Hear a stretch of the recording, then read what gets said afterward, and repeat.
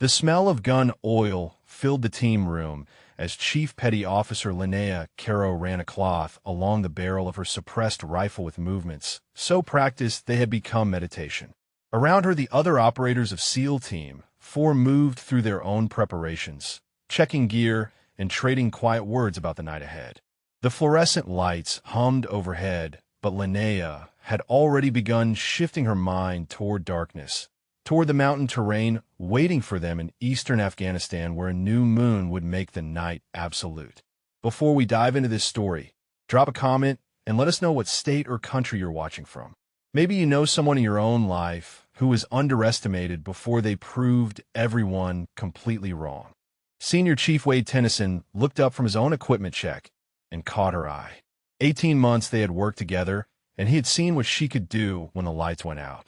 There was a reason the team called her Nyx, a reason enemy fighters in 3 different countries had learned to fear the darkness when American operators were in the area. But tonight would bring a new challenge, one wearing an American uniform. The door swung open, and Commander Brock Hollister strode in like he owned not just the room, but everyone in it. He was new to the Joint Task Force, transferred in from a staff position with a chest full of ribbons and a reputation for politics over practicality. His eyes swept across the operators and stopped on Linnea with the kind of pause that said everything about his assumptions. He walked to the mission board and studied the extraction plan for several seconds before turning to address the team. "I have reviewed the personnel roster for tonight," he announced, "and I have some concerns about team composition." His gaze found Linnea again. "Chief Caro, I think it would be best if you remained here as mission support. This operation requires our most capable operators in the field." The room went still. Tennyson straightened slowly, his jaw tight. "Commander, with respect, Chief Caro is one of our most capable operators. Her night qualification scores are the highest in the command. She has more confirmed saves in darkness operations than anyone on this team." Hollister smiled the way men smile when they have already made up their minds and consider any discussion beneath them. "I am sure the paperwork is impressive, Senior Chief, but I have 20 years of experience in special operations, and I know what works in the field. Integrated teams create complications." "She stays." Linnea said nothing. She simply continued cleaning her rifle with the same steady movements, her pale blue eyes fixed on her work. Her father had taught her patience in the forests of Estonia when she was barely old enough to hold a hunting rifle. He had survived Soviet occupation by knowing when to speak and when to let silence do the speaking. "Words are wind," he used to say. "Only action leaves tracks in the snow." She thought of those forests now, the way darkness there had felt like home rather than threat. While other children feared what lurked in shadows, young Linnea had learned to become the shadow itself.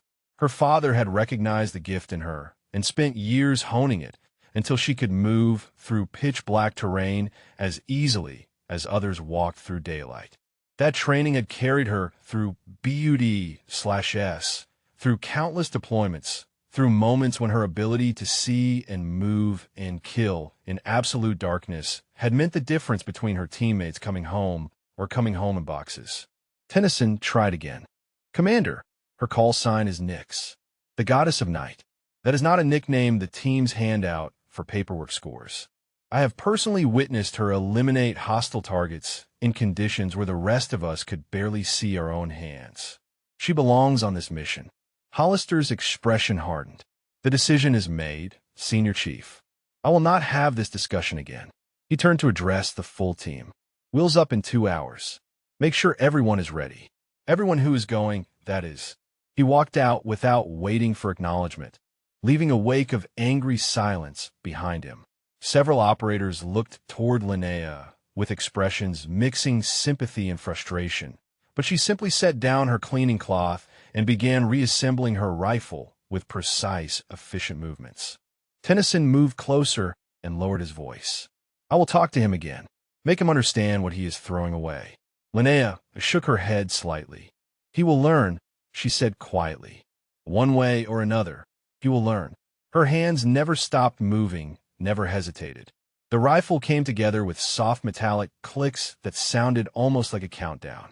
Outside the window, the Afghan sun was beginning its descent toward the mountains, painting the sky in shades of orange and red. In a few hours, that light would be gone and darkness would own the world. Linnea looked toward those mountains and felt something stir in her chest, an instinct born in Baltic forests and refined through years of training and combat. Something about tonight felt different. The air carried weight, the kind of pressure that preceded storms. She finished assembling her rifle and checked the action one final time. Whatever Commander Hollister believed, whatever decision he had made, the night would have its own plans. It always did. And when darkness fell and chaos erupted, when carefully laid plans crumbled and survival became the only mission that mattered, the night would remember who truly belonged to it. Linnea Caro set her rifle aside and began checking her personal kit. 2 hours until Wheels Up. 2 hours until a commander who had never seen her work would learn exactly what the darkness could do when it decided to hunt. The helicopter thundered through the Afghan night with 12 operators packed into its belly, their faces painted in shades of green and black that would help them dissolve into the darkness waiting below. Linnea sat among them despite Hollister's orders. Her presence authorized at the last moment by Lieutenant Commander Aaron Brightwater, who commanded the actual ground team and knew better than to leave his best night operator behind. Hollister had raged over the radio from the forward operating base, but Brightwater had simply replied that operational decisions belonged to the ground commander and cut the transmission. Now the mountains rose around them like broken teeth against a starless sky. The new moon had delivered on its promise of absolute darkness, the kind of black that swallowed everything and gave nothing back. Most of the operators had their night vision devices already mounted, the green glow of electronic enhancement, their only window into the world outside. Linnea wore hers pushed up on her helmet. She preferred to let her eyes adjust naturally first, to feel the darkness before she tried to see through it. Senior Chief Tennyson leaned close to her ear. Brightwater stuck his neck out for you tonight. Hollister will not forget this. Linnea nodded once. She understood the politics, the way men like Hollister accumulated grudges and waited for opportunities to settle them. But politics belonged to a world with lights and offices and chains of command. Out here in the black, there was only the mission and the people trying to kill you and the skills that kept you breathing until sunrise. The helicopter began its descent toward the insertion point, a narrow valley 3 kilometers from where their target waited for extraction. The intelligence asset had information about enemy supply routes that could save dozens of American lives. But extracting him meant moving through territory controlled by fighters who knew these mountains the way Linnea knew darkness. It should have been a straightforward operation. Insert, move, extract, exfiltrate. For hours of careful movement through hostile terrain. But as the helicopter flared for landing and the operators prepared to pour out into the night, Linnea felt that strange pressure again, the same weight in the air she had noticed back at the base. Her instincts whispered warnings in a language older than words. She scanned the terrain as her boots hit the ground, reading the darkness the way others read printed pages. The shapes were wrong. The silence was too complete. Even the insects had stopped their nighttime chorus, as if holding their breath. She moved to Brightwater's side as the team formed up. Something is wrong, she said quietly. The pattern is off. We have been expected. Brightwater was a veteran of too many operations to dismiss operator instinct. He keyed his radio to reach Hollister at the FOB. Command, Ground 1. Requesting hold for pattern assessment. Possible compromise. Hollister's voice came back immediately, sharp with irritation. Ground 1, negative on hold. You're already behind timeline. Proceed to extraction point immediately. That is a direct order. Brightwater hesitated, caught between the chain of command and the warning in Linnea's eyes. She did not plead her case or argue. She simply watched him and waited, trusting that years of combat had taught him to recognize the difference between nerves and genuine threat. He made his decision. Copy command. Proceeding as ordered. Ground 1 out. Linnea felt something cold settle in her stomach, but she said nothing more. She had done what she could. Now all that remained was to move with the team and stay ready for whatever the darkness held. They advanced in a staggered formation through terrain that shifted from rocky slopes to sparse forest, 12 shadows flowing through deeper shadow. Linnea took point alongside another operator named Corbin, her senses stretched to their limits as she searched for the threat she knew was waiting. Every tree trunk could hide a fighter. Every boulder could conceal an ambush. The mountains themselves seemed to lean inward, pressing down with malevolent weight. They were halfway to the extraction point when she heard it. A sound so faint that none of the others reacted, just the softest scrape of metal against stone somewhere in the darkness ahead. She raised her fist, and the team froze instantly, years of training converting that simple gesture into immediate obedience. Brightwater moved up beside her. "What do you have?" he breathed. "Contact front," she whispered. "Multiple positions. They are set up in a kill zone." We walked right into it. The words had barely left her mouth when the night exploded. Muzzle flashes erupted from at least a dozen positions, the roar of automatic weapons shattering the silence with devastating violence. An improvised explosive device detonated somewhere to the left, the pressure wave knocking operators off their feet and filling the air with dirt and fragments. Linnea was already moving, her body reacting with speed born of countless hours training for exactly this moment. She grabbed Corbin and hauled him behind a boulder as rounds snapped through the space where he had been standing. All around her the teams scattered, seeking cover, returning fire, the disciplined response of professionals caught in an ambush they had been warned about and ordered to ignore. She heard Brightwater's voice on the radio, calling contact reports and trying to coordinate the team's response, and then she heard him grunt in pain as a round found him. The radio chatter dissolved into chaos as jammers kicked in, cutting the operators off from each other and from the FOB. In seconds, the careful extraction mission had become a desperate fight for survival, with the team fragmented across a kilometer of hostile terrain. Linnea pressed herself against the cold stone and listened to the gunfire slowly spreading as enemy fighters pursued the scattered Americans. The ambush had been perfectly executed, catching them in the open and driving them apart before they could establish a defensive position. Whoever commanded this enemy force knew exactly what they were doing. She checked her rifle and ammunition. 18 rounds in the magazine, for more magazines on her vest. Her suppressor was intact, her night vision functional. Around her the darkness pulsed with violence and chaos. But within that chaos, she felt something else. Opportunity. The enemy had planned for a team. They had not planned for her. Linnea Caro took one slow breath, let the familiar calm of the hunt settle over her, and began to move through the darkness toward the sound of her enemies. The gunfire had scattered across the mountainside like embers from a kicked fire, each burst marking another pocket of violence where American operators fought for their lives. Linnea moved away from the chaos with deliberate patience, climbing toward high ground where she could see the shape of the battle unfolding below.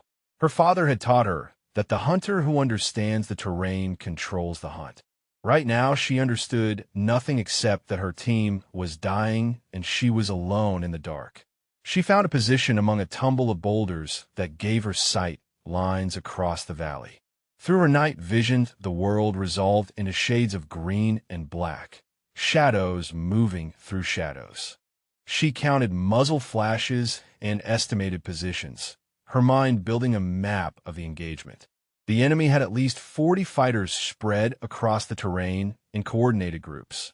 They moved like men who had rehearsed this ambush, who knew exactly where the Americans would scatter and exactly how to pursue them.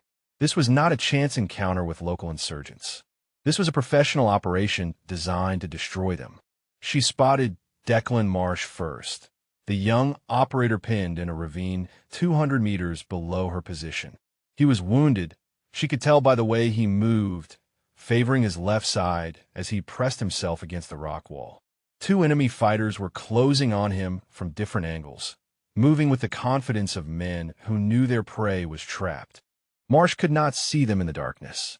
He was looking the wrong direction, his rifle pointed toward a threat that had already repositioned. Linnea settled her breathing and brought her rifle up, The suppressor would muffle the shot, but not silence it completely. Once she fired, she would give away her general position and invite return fire. But watching a teammate die when she could prevent it was not something she was willing to do. She took the first fighter with a round through the center of his chest. He dropped without a sound, his body folding like a puppet with cut strings. The second fighter spun toward his fallen comrade, confusion replacing confidence, and her second shot caught him in the throat before he could raise his weapon. Marsh flinched at the sound of bodies hitting the ground near him. He scanned wildly, trying to locate the threat, but he never looked up toward the boulders where Linnea had already begun relocating. She slipped through the darkness to a new position 50 meters away, moving without sound, without silhouette, without any trace that could lead enemies to where she had been. Below her, Marsh was still searching for an explanation, still trying to understand how two men hunting him had simply fallen dead. He would never see her. That was not the point. The point was that he was alive to keep searching. She continued along the ridgeline, hunting for more of her scattered teammates. The radio jammers had cut them off from coordinated response, but they could not jam her instincts or her training. She found the bodies of two enemy fighters near a cluster of trees and knew that someone from the team had made a stand here. Blood trails led away from the position, but she could not tell if the blood belonged to friend or foe. A burst of gunfire erupted from somewhere to the east, close enough that she could hear the distinctive crack of American weapons mixed with the deeper chatter of enemy rifles. She turned toward the sound and began moving again, a ghost drifting through a nightmare. She came upon the enemy patrol from behind, for fighters moving in a loose formation, tracking toward the sound of the American guns. They had no idea she was there. They were focused forward, hunting her teammates, blind to the predator that had found them instead. Linnea took her time. She studied their spacing, their movement patterns, the way they communicated with hand signals. Professionals, all of them, well-trained and well-equipped. But they had trained to fight in daylight, to use their numbers and their knowledge of the terrain. They had not trained for someone like her. She killed the rear man first, a single round through the base of his skull. He collapsed silently, and the others kept walking, unaware that their formation had shrunk by one. She paralleled their movement for another 20 meters, then took the next man in line with the same precise shot. 2 down, 2 remaining. The third fighter finally sensed something wrong. He turned to check on his comrades and found nothing but empty darkness where 2 men should have been. His voice rose in alarm, words in a language Linnea did not speak but understood perfectly. Where are they? What happened? The fourth fighter spun around, his rifle sweeping the black terrain, his eyes useless against an enemy he could not see. Linnea let him search for 3 long seconds before she ended his search with a round through his chest. The third man had just enough time to raise his weapon toward the muzzle flash before her final shot found him. For bodies lay cooling in the mountain darkness. Linnea was already gone, moving toward the next sound of violence, the next opportunity to thin the enemy numbers. Behind her, the dead told no tales and offered no warnings to their comrades. They were simply gone, claimed by a night that had become something more than darkness. Somewhere in the chaos, an enemy commander was receiving reports of missing patrols, of fighters who went silent without explanation, of something wrong that no one could identify. The hunt had begun, but the hunters did not yet understand that they had become the hunted. Linnea paused at a rocky outcropping and listened to the mountain. The gunfire had grown more sporadic, concentrated in 2 or 3 locations where pockets of Americans were making their stands. She mapped those positions in her mind and calculated the routes she would need to take. There were still many enemies between her and her teammates. Many more bodies to leave in the darkness. Her father had told her once that the forest takes what the forest is owed. Tonight the mountain would learn the same lesson. The man they called the shepherd stood on a ridge overlooking the valley where his ambush had shattered the American team. He was a patient man, a careful man, someone who had survived 3 decades of warfare by understanding that victory belonged to those who planned and waited and struck only when success was certain. Tonight should have been a perfect operation. His fighters had been in position for 2 days, watching the routes, anticipating the approach. The Americans had walked into his trap exactly as predicted. But something was wrong. He lifted his radio and called for status reports from his patrol leaders. The responses came back fragmented, confused. Team 4 was not responding. Team 7 had gone silent 20 minutes ago. Team 2 reported hearing shots, but seeing nothing, finding nothing except empty positions where their brothers should have been standing. The shepherd felt the first cold touch of uncertainty. He had 40 fighters on this mountain, experienced men who knew the terrain and had the advantage of preparation. The Americans numbered perhaps 12, now scattered and wounded and cut off from support. The mathematics of the situation should have been overwhelming. Yet his numbers were shrinking and no one could explain why. He keyed his radio again. All teams, report contact with enemy forces. The responses painted a picture that made no sense. Some teams reported brief firefights with American positions. Others reported nothing at all, just silence from patrols that had been moving to encircle the scattered operators. One team leader, his voice tight with something that sounded disturbingly like fear, reported finding 3 of his men dead without any sign of the shooter. No musli'flas, no sound, just bodies in the darkness. One hunts in the dark, the team leader said. Something is out there. The shepherd dismissed the superstition with a sharp command, but he could not dismiss the evidence.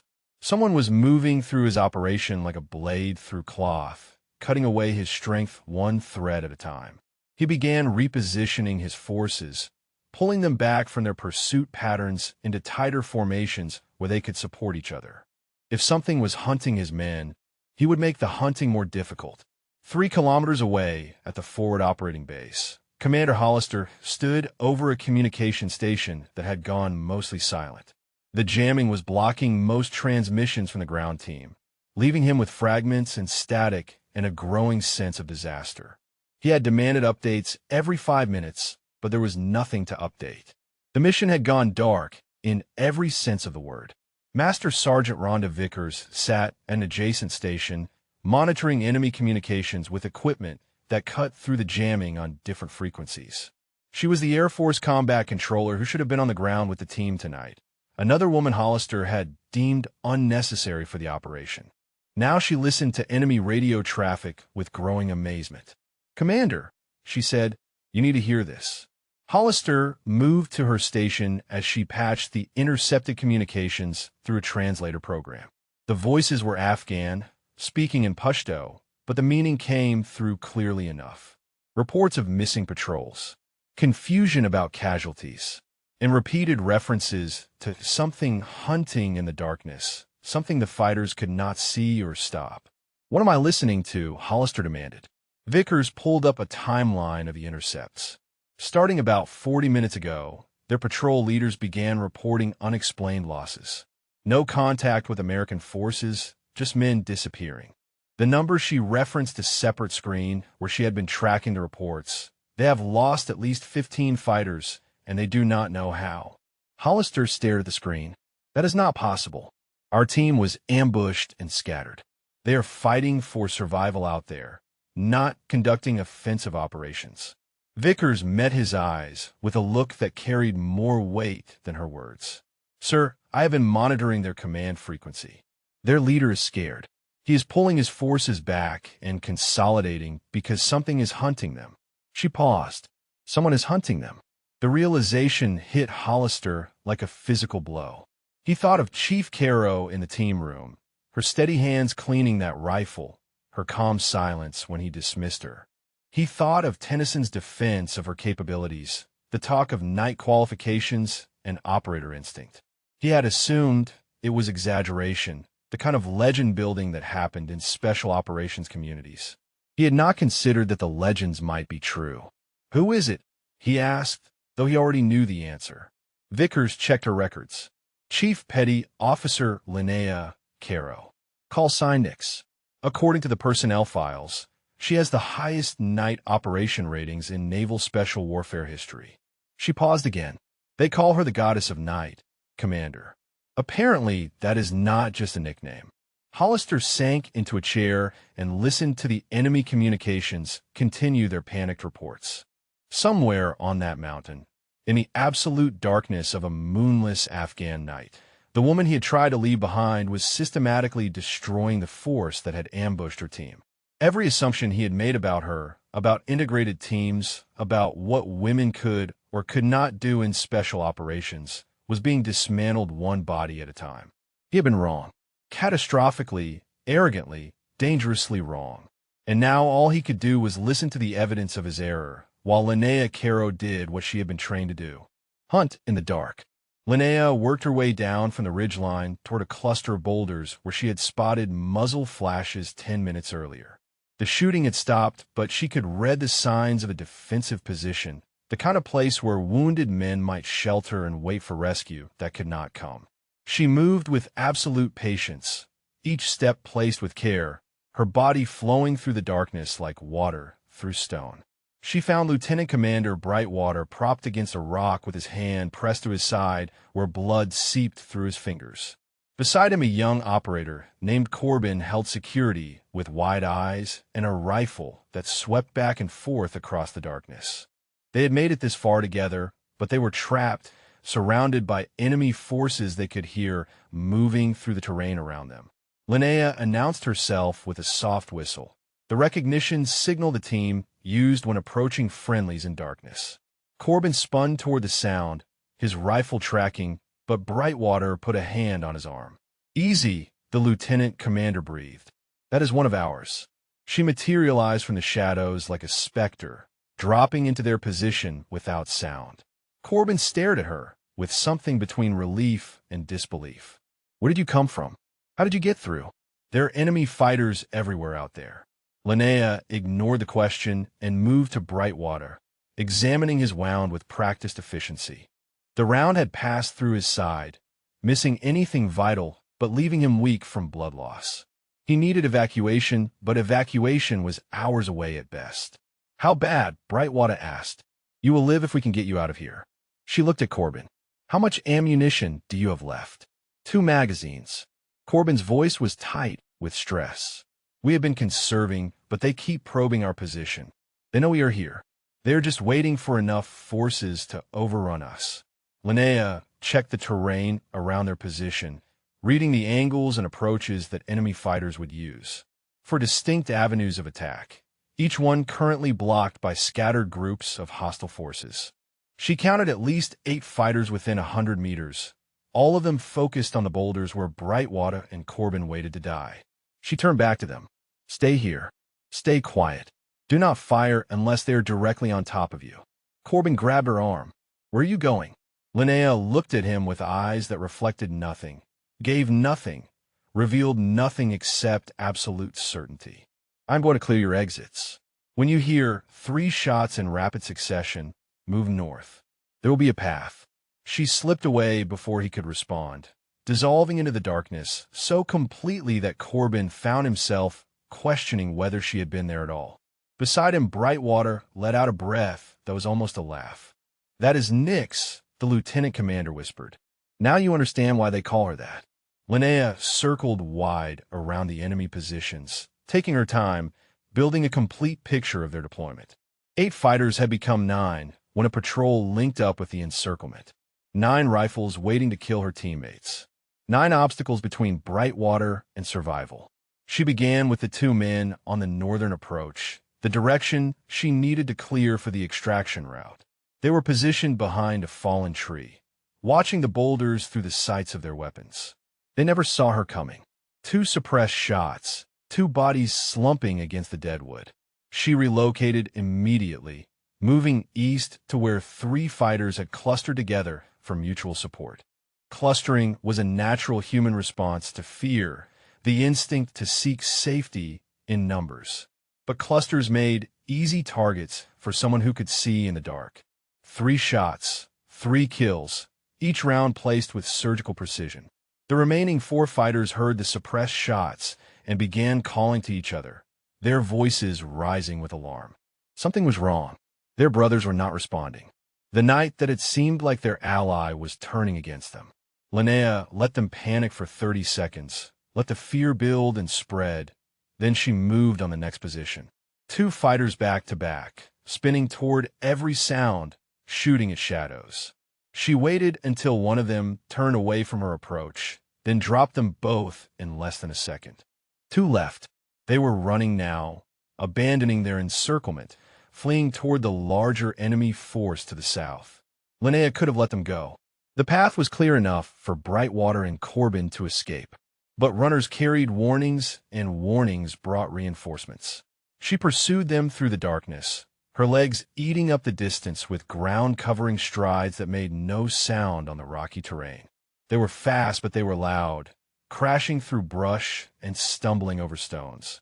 She caught them at a narrow draw where the terrain funneled their escape route into a killing zone. 2 more shots. 2 more bodies. Linnea paused to reload, her fingers moving automatically through the familiar motions. 18 rounds expended, 9 men dead. She had 3 full magazines remaining and a mountain still full of enemies. She made her way back toward Brightwater's position and fired 3 shots into the air in rapid succession. The signal. Moments later, she saw movement among the boulders as Corbin helped the lieutenant commander to his feet. The path was clear. Her teammates would live a little longer. But the night was far from over, and somewhere in the darkness the Shepherd was still commanding forces that outnumbered her 30-1. She turned south, toward the sound of more gunfire, toward more teammates who needed a guardian they would never see. The hunt continued. The Shepherd received the reports with a face carved from stone, but a heart that had begun to race. 23 men.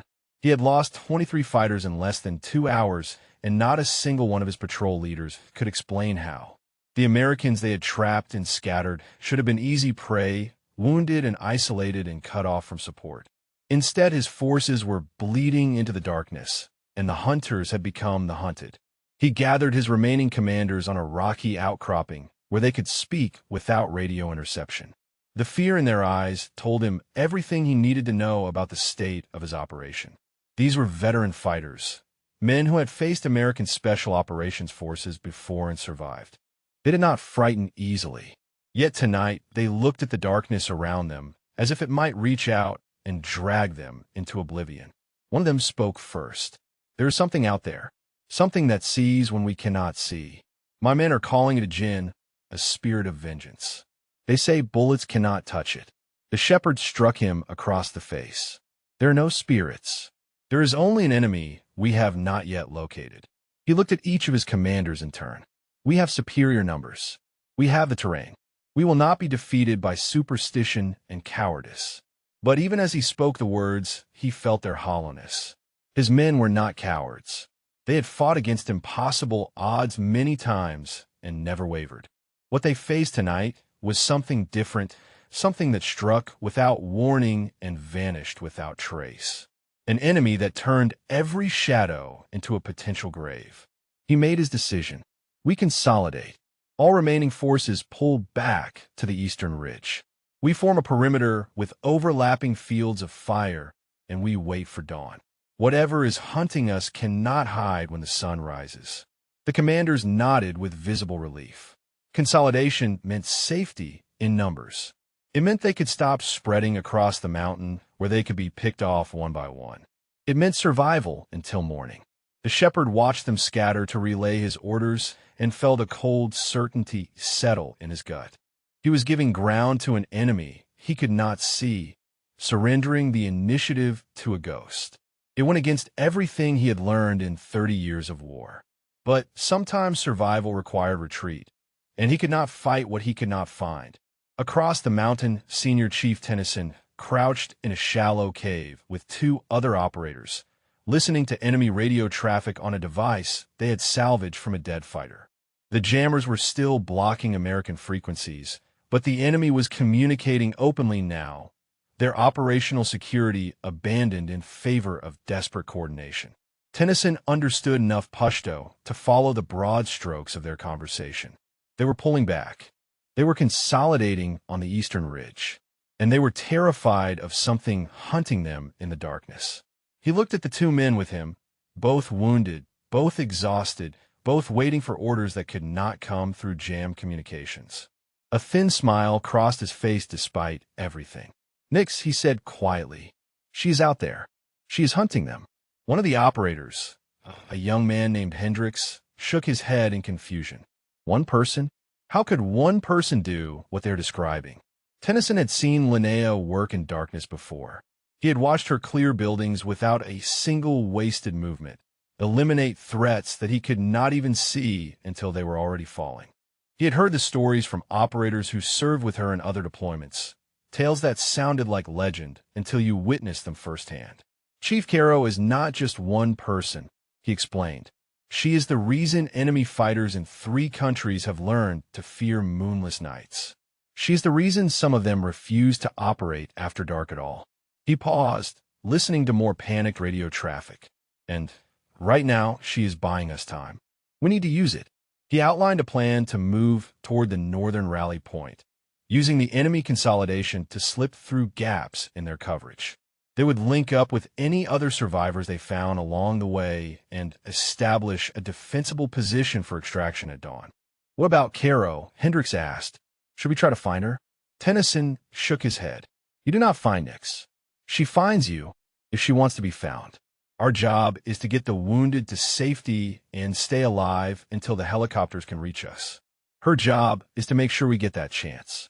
They moved out under cover of darkness, 3 shadows slipping through a mountain that had become a killing ground. Behind them, the enemy forces contracted toward their defensive position, trading offensive capability for the illusion of safety. And somewhere in the black expanse between them, Linnea Caro continued her work. She had heard the enemy radio traffic too, understood their plan to consolidate and wait for sunrise. That gave her a timeline. For hours until dawn, for hours to reduce their numbers to something her scattered team could survive. She checked her ammunition. 2.5 magazines remaining. Perhaps 40 rounds. The enemy still numbered close to 20 fighters, all of them now clustering together on a fortified ridge. The mathematics were not in her favor, but mathematics had never stopped her before. She began moving east toward the ridge, toward the enemy, toward the next phase of the hunt. Linnea found Declan Marsh again near a dried stream bed, the young operator limping through the darkness with his rifle clutched against his chest. His wound had slowed him but not stopped him, and he was moving in roughly the right direction toward the northern rally point. He was also about to walk directly into a 3-man enemy patrol that had not yet received the order to consolidate. She watched from a concealed position as the patrol moved to intercept him, their movements coordinated and professional. Marsh had no idea they were there. His night vision was damaged. She could tell by the way he moved, navigating by starlight and memory rather than electronic enhancement. He was nearly blind in the darkness and walking toward his own death. Linnea made her decision in less than a heartbeat. She broke cover and moved on an intercept course, her feet carrying her across the rocky terrain with speed that sacrificed some stealth for urgency. The patrol would reach Marsh in less than a minute. She needed to reach them first. She came at them from their flank, emerging from the darkness like a nightmare given form. The first fighter died before he knew she was there, her knife finding the gap between his body armor and helmet with surgical precision. The second spun toward the sound of his falling comrade and met 2 rounds from her suppressed rifle. The third managed to raise his weapon, but she was already inside his guard, driving her elbow into his throat and following with a strike that dropped him to the ground where a final round ended his struggles. 3 men dead in less than 5 seconds. Marsh heard the commotion and froze, his damaged night vision showing him nothing but shadows and shapes that could have been rocks or trees or enemies. Linnea appeared beside him so suddenly that he nearly shot her before recognition stayed his trigger finger. "Chief Caro," he gasped. "I thought you were still at the FOB. Commander Hollister said you were not coming on the mission." Linnea took his arm and began guiding him toward cover. "Hollister was wrong about many things. Can you move faster? We need to clear this area before more patrols come." Marsh fell into step beside her, his limp pronounced but his determination evident. "I took a round through my calf. I can move, but not quickly. What is happening out here? I have been hearing shots all night, but nothing makes sense. The enemy is everywhere and nowhere at the same time. The enemy is consolidating, Linnea explained as she guided him through terrain he could barely see. They are frightened. They have been losing men, and they do not understand why. By dawn, they will be dug in on the eastern ridge with overlapping fields of fire. We need to get our people to safety before then. Marsh was quiet for a moment, processing. The shots I have been hearing all night. The enemy patrols that stopped pursuing me. That was you. It was not a question, but Linnea answered anyway. I do what I was trained to do. They reached a sheltered position where Marsh could rest his wounded leg. Linnea checked his injury with quick, efficient movements, confirming that the round had passed through without hitting bone or major vessels. He would recover fully with proper medical care. The challenge was keeping him alive long enough to receive it. She pointed north. The rally point is 2 kilometers that direction. Senior Chief Tennyson is gathering survivors there. Can you make it? Marsh looked at the darkness stretching before him and then back at her. What about you? Linnea was already checking her rifle, counting her remaining rounds. I have more work to do. You're going after them. Marsh stared at her with something like awe. You're going to hit their consolidated position alone. She did not answer directly. Get to the rally point. Tell Tennyson to have everyone ready to move at first light. The extraction helicopters will need a clear landing zone. Chief Caro. Marsh reached out and caught her arm before she could disappear. How many have you killed tonight? Linnea met his eyes, and for just a moment he saw something ancient in her gaze, something that belonged to forest shadows and hunting trails and the primal darkness that existed before humans learned to make fire. Not enough, she said. Not yet. Then she was gone, melting into the night as if she had never been there at all. Marsh stared at the empty darkness for a long moment before turning north and beginning his painful journey toward the rally point. Behind him, Linnea moved east, toward the ridge where 20 fighters waited in their consolidated position. The mathematics still favored the enemy. 20 rifles against her 40 remaining rounds. But mathematics assumed that all fighters were equal, that numbers alone determined outcomes. Linnea knew better. She had learned in her father's forest that one hunter who understood the darkness was worth a dozen who feared it. The enemy had chosen to cluster together, to sacrifice mobility for the comfort of proximity. They had made themselves predictable, and predictable prey was the easiest kind to hunt. She increased her pace, eating up the distance between herself and the eastern ridge. Dawn was still 3 hours away. 3 hours to find a way through their defenses. 3 hours to reduce their numbers until her team had a chance of surviving the sunrise. The night was not over yet. The eastern ridge rose from the mountain like a broken spine, its rocky outcroppings providing natural fortification for the enemy fighters who had gathered there. Linnea studied their position from a distance, reading the terrain the way her father had taught her to read animal tracks. Every shadow told a story. Every angle revealed a vulnerability or a threat. The shepherd had chosen his ground well. The ridge offered clear sight lines in 3 directions, making approach nearly impossible without being detected. His fighters had established overlapping fields of fire that would shred any direct assault. They had even posted sentries on the lower slopes, early warning positions that would alert the main force to any approaching threat. But the shepherd had made one critical error. He had positioned his forces to defend against a conventional attack, against enemies who would come in groups and rely on firepower and speed. He had not considered what would happen if the enemy came alone, silent, patient, willing to spend hours moving 100 meters. Linnea began her approach from the north where the terrain was steepest and the defenses lightest. The shepherd had assumed the cliff face that was impassable, a natural barrier that required no guards. He had not grown up climbing Baltic forests in the dark. He had not spent years training to move through impossible terrain without sound or trace.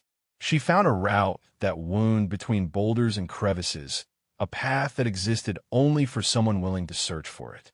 Her progress was measured in inches, each movement calculated to avoid dislodging stones or creating silhouettes against the stars. The sentries on the lower slopes never looked up. Why would they?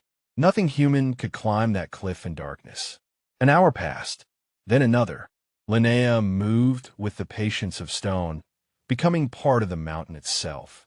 Her muscles burned with the effort of controlled movement, the constant tension of holding positions that would have been difficult even in daylight. But pain was just information, just another sensation to be acknowledged and set aside. She reached a narrow ledge 50 meters below the main enemy position and paused to assess. From here, she could hear their voices, the low murmur of men trying to stay alert through the darkest hours of the night. Some of them had stopped believing in the threat. They had been sitting in their fortified position for hours without contact. The fear that had driven them here was fading, replaced by boredom and fatigue. That complacency would kill them. Linnea identified the sentries closest to her position. 2 men watching the northern approach from behind a natural rock wall, their attention focused outward toward threats that would never come from that direction. She could take them silently and create an entry point into the enemy perimeter. But taking them would alert the others eventually. When the sentries failed to respond to radio checks or relief rotations, the shepherd would know his position had been compromised. She needed to time her assault carefully, to maximize the chaos and minimize the enemy's ability to respond. She settled into a concealed position and waited, watching the patterns of movement within the enemy camp. Guards rotated every 30 minutes. Radio checks happened every 15. The shepherd himself moved between positions, checking on his men, maintaining discipline through presence and force of will. Linnea counted fighters and confirmed her earlier estimate. 18 men remained, including the shepherd. 18 rifles against her dwindling ammunition. She had 32 rounds left after the encounters with Marsh's pursuers. 32 chances to make shots that counted. The sky to the east showed no sign of lightning yet, but she could feel dawn approaching, that subtle shift in the darkness that preceded the sun by more than an hour. She had perhaps 90 minutes before first light began to erode her advantage.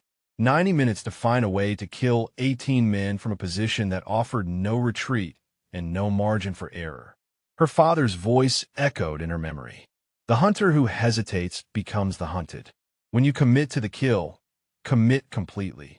No second thoughts, no retreat, only the target and the shot. She had committed to this the moment she began climbing the cliff. There was no path back down that would not expose her to enemy fire. The only way out was through the enemy position, through their defenses, through every fighter who stood between her and her team's survival. Linnea checked her rifle one final time and began moving toward the 2 sentries on the northern edge. The first phase of her assault would be silent, taking out the perimeter guards one by one until she had created enough gaps in their coverage to begin the real work. She thought of Brightwater bleeding in the darkness. She thought of Corbin's frightened eyes and Marsh's wounded leg and all the other teammates scattered across this mountain who were counting on extraction at dawn. She thought of Hollister dismissing her, underestimating her, leaving her behind because he could not imagine what she was capable of. After tonight, he would never underestimate her again. None of them would. The first sentry died without a sound, Linnea's knife finding his throat before he knew she was there. She lowered his body gently to the ground and moved toward the second, a shadow among shadows, death walking silent through the night. 17 remaining. The count had begun. The second sentry joined the first in silence, his body folding to the ground before his brain could register the blade that ended him. Linnea cleaned her knife on his clothing and moved deeper into the enemy perimeter, flowing between positions like smoke through a cracked window. 16 fighters remained, clustered in groups of 2 and 3 across the ridge, their attention focused outward toward threats that had already slipped past them. She took the next 2 in quick succession, a pair of fighters sharing a cigarette behind a boulder, their night vision ruined by the glowing ember they passed between them. They never saw her coming. They never saw anything again. 14 remaining. The shepherd's voice crackled over a radio nearby, calling for a status check. Linnea froze in the shadow of a rock formation and listened as the dead men failed to respond. A second call, sharper this time. Then a third. She heard movement across the ridge as fighters stirred from their positions, alarmed by the silence from their northern perimeter. Her window of stealth was closing. The shepherd would send men to check on the unresponsive sentries, and they would find bodies instead. She had seconds to decide how to proceed. Ligne chose violence. She broke cover and moved toward the nearest cluster of fighters. 3 men scrambling to respond to their commander's increasingly urgent calls. Her rifle came up, and she fired twice, dropping 2 of them before the third could raise his weapon. He died reaching for a radio that would never transmit his warning. 11 remaining. Gunfire erupted across the ridge as the enemy finally understood they were under attack. Muzzle flashes strobed in the darkness, rounds snapping through the air in all directions as frightened men shot at shadows and movements they could not identify. The disciplined force that had ambushed her team hours ago had become a chaotic mob, firing wildly, screaming for information, desperate to find an enemy they could not see. Linnea used their chaos against them. She moved through the firefight like a wraith, taking shots only when she had clear targets, conserving ammunition while the enemy wasted theirs on empty darkness. A fighter stumbled across her path, and she dropped him with a single round. Another turned toward the sound of her shot and met the same fate. 9 remaining. The shepherd's voice cut through the chaos, bellowing orders in Pashto. Ceasefire! Ceasefire! You're shooting at nothing.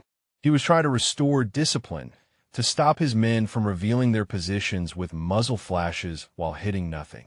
It was the right tactical decision, but it came too late. Linnea had already mapped their positions from their firing patterns. She knew where each remaining fighter crouched in the darkness. She began methodical work, moving between rocks and depressions, approaching each target from an unexpected angle, killing them before they knew death had arrived. 7 remaining. Then 5. Then 3. The shepherd and his last 2 fighters had retreated to a fortified position at the center of the ridge, a natural stone formation that provided cover on all sides. They had stopped firing, stopped moving, stopped making any sound that might reveal their exact location. They were waiting, listening, trying to locate the thing that had slaughtered their comrades. Linnea circled their position at a distance, studying the terrain for an approach. The stone formation had no blind spots, no angles she could exploit without exposing herself to return fire. The shepherd had learned for his men's deaths. He was not going to make himself an easy target. She checked her ammunition. 11 rounds remaining. 3 enemies. The mathematics finally favored her, but the tactical situation did not. A direct assault on their position would cost her the element of surprise and possibly her life. She needed to draw them out. Linnea found a position with good cover and sighted on the stone formation. She fired a single round that sparked off the rock inches from where she estimated the shepherd was hiding. The shot was intentionally close enough to terrify, but not close enough to kill. The response was immediate. One of the fighters broke discipline and returned fire, his muzzle flash painting a target on his position. Linnea shifted her aim and fired twice. The fighter slumped forward over his rock cover and did not move again. 2 remaining. The shepherd screamed something at his last fighter, words that Linnea did not understand but whose meaning was clear. Hold position. Do not fire. Do not give her a target. Silence fell across the ridge, broken only by the whisper of wind through the stones. Linnea waited in her concealed position, her breathing slow and steady, her rifle trained on the stone formation. The first light of dawn was beginning to touch the eastern horizon, a pale gray glow that would soon become her enemy. She had minutes, not hours. When the sun rose, her advantage would evaporate. The shepherd knew it too. All he had to do was wait. But Linnea had not survived this long by waiting for her enemies to make mistakes. If they would not come to her, she would go to them. She would finish what she had started, even if it meant closing the distance and fighting hand to hand in the gray light of dawn. She rose from her position and began her final approach. Linnea moved through the graying darkness with purpose now, abandoning stealth for speed. The stone formation where the shepherd and his last fighter hid was 30 meters ahead, a black mass against the lightening sky. She could see the outline of rocks and the shadows between them where men might crouch with rifles ready. In minutes the sun would crest the horizon and reveal her completely. She covered 20 meters before the last fighter lost his nerve. He rose from cover and fired a burst in her direction, the rounds passing close enough that she felt their heat against her cheek. She dropped to one knee and returned fire, 2 rounds center mass, and watched him collapse backward into the stones. One remaining. The shepherd. Linnea approached the stone formation from an angle that kept the largest boulder between herself and his last known position. She had 8 rounds left. 8 chances to end this before dawn stripped away her shadows. His voice reached her from somewhere within the rocks, speaking accented English now. You're the one they whisper about. The night hunter. The djinn who walks in darkness. Linnea said nothing. Words were his weapon now, an attempt to locate her by sound, to draw her into revealing herself. I have fought Americans for 30 years, the shepherd continued. I have killed your soldiers and your spies and your contractors. I have never feared any of you. His voice moved as he spoke, circling within his fortified position, trying to find an angle on her. But you're different. You're not like the others. She slipped between 2 boulders and found a new position, one that gave her a partial view into the stone formation. She could see movement there, a shadow, shifting against shadows, but not enough for a clean shot. Were you, he asked. What has America created that hunts like this? Linnea finally spoke, her voice flat and calm. I am what happens when you underestimate the darkness. She moved the instant the words left her mouth, relocating before he could pinpoint her position. A burst of gunfire shredded the air where she had been crouching, stone chips spraying from the boulder that had sheltered her. The shepherd was skilled. 30 years of warfare had honed his instincts to a razor edge. He was not going to die easily. Linnea circled wider, putting more of the stone formation between them. The eastern sky was turning pink now, the first true light of dawn painting the mountain in shades of rose and gold. She had minutes at most before he would be able to see her as clearly as she could see him. She found a narrow gap between 2 stones that offered a view into the heart of his position. He was there, crouched behind a waist-high rock with his rifle sweeping back and forth across likely approaches. His face was weathered and hard, the face of a man who had survived everything the world had thrown at him. He would not survive her. Linnea steadied her breathing and raised her rifle. The shot was difficult, a narrow window through the gap in the stones, complicated by the growing light that was beginning to play tricks with depth and shadow. She had made harder shots in training. She had made harder shots in combat, but never with so much riding on a single pull of the trigger. The shepherd sensed something. Perhaps he caught movement in his peripheral vision. Perhaps some instinct born of 3 decades of warfare screamed a warning. He spun toward her position just as she squeezed the trigger. The round took him high in shoulder, spinning him sideways, but not dropping him. He returned fire instantly, a wild burst that forced Linnea to dive for cover as stone exploded around her. She hit the ground hard, rolled, came up in a new position with her rifle already tracking. He was moving, wounded, but far from finished, scrambling for better cover. She fired twice more and saw 1 round spark off stone while the other found empty air. 5 rounds remaining. The shepherd reached a new position and dropped behind it, leaving a trail of blood on the pale rock. He was hurt badly now, his left arm hanging useless, but his right hand still held his rifle and his eyes still held the cold determination of a killer. Come then, he called out. Finish what you started. Let's see which of us the dawn favors. Linnea rose from cover and walked toward him, not running, not creeping, just walking with her rifle raised and her eyes fixed on the bloody stones where he hid. She was done with games, done with tactics, done with everything except ending this. He rose to meet her, his rifle coming up with desperate speed. They fired simultaneously, 2 shots cracking across the ridge as the first ray of true sunlight broke over the mountain. The shepherd's round went wide, his wounded body betraying his aim at the critical moment. Linnea's round did not miss. He fell backward against the stones, his rifle clattering away, his eyes already glazing as the life poured out of him. Linnea stood over him and watched the last breath leave his body, watched the man who had orchestrated the ambush, who had nearly killed her entire team, become nothing more than another corpse on a mountain that had seen too many. The sun rose behind her, flooding the ridge with golden light. The hunt was over. Linnea stood motionless on the ridge as the sun climbed higher, painting the mountain in shades of amber and gold. Around her the bodies of 18 fighters lay scattered among the stones, the evidence of a night that would become legend in special operations communities for years to come. She felt nothing in that moment except exhaustion, the deep bone weariness that came after combat when the adrenaline faded and left only the hollow awareness of survival. She checked her rifle. 3 rounds remaining.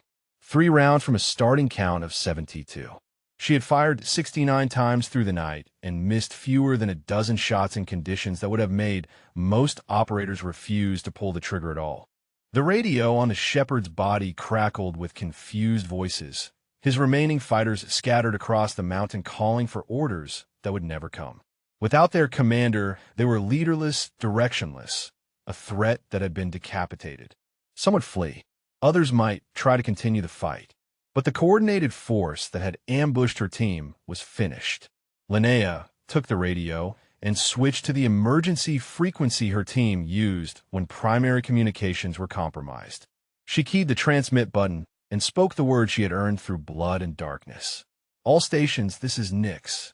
Enemy command element eliminated. Eastern Ridge is secure. Request status and location of all friendly elements. The responses came back slowly, voices thick with exhaustion and disbelief.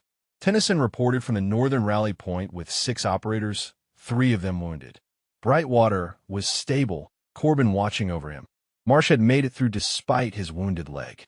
Others checked in from scattered positions across the mountain, survivors of an ambush that should have killed them all. 11 operators alive out of 12. One had fallen in the initial ambush, a man named Westbrook who had taken the brunt of the first explosive. Linnea had not known him well, but she added his name to the list she carried in her memory, the list of teammates she had not been able to save. She transmitted extraction coordinates and began the long walk down from the ridge, leaving the bodies behind for others to deal with. Her legs felt like lead, and her hands had begun to tremble with the aftereffects of sustained adrenaline. The cuts on her fingers from the cliff climb had reopened and left bloody prints on her rifle stock. She was a wreck, a shadow of the composed operator who had cleaned her weapon in the team room a lifetime ago. But she was alive, and so were 11 of her teammates. At the forward operating base, Commander Hollister listened to the radio traffic with a face that had aged 10 years in a single night. Master Sergeant Vickers sat beside him, still monitoring enemy communications that had devolved into chaos and panic. The reports painted a picture that defied belief. A single operator moving through darkness to systematically destroy a force that outnumbered her nearly 4-1. Vickers pulled up the final count from intercepted enemy traffic. 37 confirmed kills attributed to the Night Hunter. 37 fighters who had come to this mountain expecting easy prey and found instead a predator beyond their comprehension. Hollister said nothing. There was nothing to say. Every assumption he had made, every prejudice he had carried, every dismissive word he had spoken lay shattered on that blood-soaked ridge. The extraction helicopters launched as soon as the coordinates came through, racing toward the mountain to retrieve the survivors before any remaining enemy fighters could regroup. Hollister insisted on being aboard the lead aircraft despite protests from his staff. He needed to see. He needed to witness what his arrogance had nearly cost and what one woman's determination had saved. They found Linnea at the landing zone, standing apart from the other operators who had gathered there. She was covered in dust and dry blood, some of it hers, and some belonging to enemies she had killed with her hands when ammunition ran low. Her eyes were hollow with exhaustion, but her bearing remained straight. Her weapon still held ready even though the threat had passed. The other operators watched her with expressions that mixed awe and something close to reverence. Tennyson stood closest to her, his presence a silent statement of solidarity. Marsh kept glancing at her, as if confirming she was real, that the ghost who had saved him in the darkness was actually flesh and blood. Brightwater lay on a stretcher nearby, waiting for the medics aboard the helicopter. When he saw Linnea, he raised one bloody hand and pointed at her. "That one," he said to anyone who would listen. "That one right there. Remember her name. Remember what she did tonight." The helicopters touched down in clouds of dust, and the evacuation began. Wounded operators loaded first, then the walking survivors, then finally Linnea herself. She moved toward the aircraft with slow, deliberate steps, a warrior leaving a battlefield she had owned completely. Hollister stepped into her path before she could board. She stopped and looked at him with eyes that held no anger, no triumph, no expectation of apology. She simply waited, as patient now as she had been through all the hours of darkness. Hollister opened his mouth to speak, but the words would not come. Everything he wanted to say felt inadequate, felt insulting in its insufficiency. So he did the only thing that made sense. He stepped aside and let her pass. Linnea boarded the helicopter without a word and found a seat among her teammates. The aircraft lifted off and banked toward the base, carrying the survivors away from a mountain that would haunt enemy fighters for generations. Behind them, the sun continued to rise, burning away the last shadows of a night that had changed everything. The debrief lasted 6 hours. Linnea sat in a hard metal chair and answered questions from intelligence officers, operations commanders, and a parade of officials who had flown in specifically to hear her account. She told them everything in the same flat, calm voice she had used throughout the night, describing kills and movements and tactical decisions with clinical precision. When they asked her to estimate her total confirmed kills, she told them she had stopped counting after the ridge. The intelligence officers counted for her. 37 enemy fighters confirmed dead, with another 4 probable kills that could not be verified.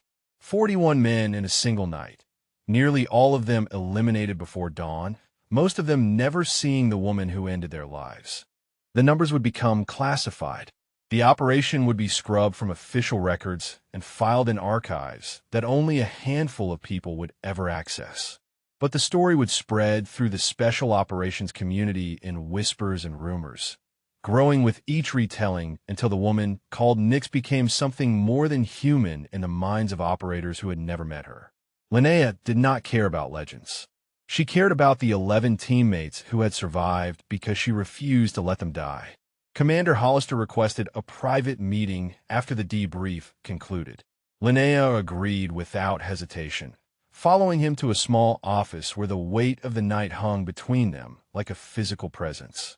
He stood by the window for a long moment, staring out at the base where helicopters came and went and operators prepared for the next mission. When he finally spoke, his voice carried none of the arrogance that had defined him in the team room. "I have been in special operations for 20 years, he said. "I have served with some of the finest warriors this country has ever produced. I thought I understood what excellence looked like." He turned to face her. "I was wrong. About everything." Linnea watched him without expression. She had heard apologies before, from men who meant them and men who did not. She had learned that words changed nothing unless action followed. Hollister seemed to understand her silence. He crossed the room and extended his hand. "Chief Caro, I was wrong. About integrated teams, about women in special operations, about you specifically. What you did on that mountain saved lives that my decisions nearly cost. I cannot undo what I said or what I believed, but I can promise you it will never happen again." Linnea looked at his hand for a moment, then reached out and shook it. The grip was firm on both sides, an acknowledgement between warriors that transcended apology or forgiveness. "Learn from it," she said simply. "That is all any of us can do." She left him standing in the office and walked out into the afternoon sun. The base hummed with activity around her, but she barely noticed. Her body was demanding sleep, demanding food, demanding all the things she had denied it through the long hours of darkness. But first she needed something else. She found Tennyson at the team building, sitting on a bench outside with 2 cups of coffee steaming beside him. He handed her one without a word, and she settled onto the bench next to him. letting the warmth seep into her hands. They sat in comfortable silence for several minutes, two operators who had served together long enough that words were often unnecessary. The sun was beginning its descent toward the mountains, painting the sky in shades of orange that reminded Linnea of the dawn she had watched from the blood-soaked ridge. "They're calling you a legend now," Tennyson said finally. "The one who hunts in the dark. Every operator on this base is talking about what you did." Linnea took a sip of her coffee and considered the words. Legends were stories people told to make sense of things they did not understand. She understood perfectly what she had done and why. There was no mystery in it, no supernatural gift, just training and instinct and the absolute refusal to let her people die. "My father used to say the dark is not empty," she replied. "It is just waiting for someone who knows how to see." Tennyson nodded slowly. He had heard her mention her father before, the Estonian resistance fighter who had taught his daughter to hunt in forests where the wrong sound meant death. He understood now that those lessons had created something extraordinary, a warrior who belonged to the night in ways that others could never replicate. "What happens now?" he asked. Linnea looked up at the sky where the first stars were beginning to appear. The same stars that had watched over her on the mountain. The same darkness that had sheltered her while she hunted. There would be other missions, other nights, other enemies who underestimated what waited for them in the shadows. "Now we rest," she said, "and then we do it again." She finished her coffee and stood, her body finally surrendering to the exhaustion she had held at bay for so long. Tennyson watched her walk toward the barracks, a small figure against the fading light, and knew he was watching something rare. Not just a skilled operator or a deadly warrior, but a person who had found perfect harmony with the darkness that terrified others. The night was coming again, as it always did, and somewhere in that darkness, Linnea Caro would be waiting. If this story moved you, drop a comment and let us know your favorite moment or character. Or perhaps share a time when you witnessed someone reveal hidden strength that surprised everyone around them. We would love to hear your stories.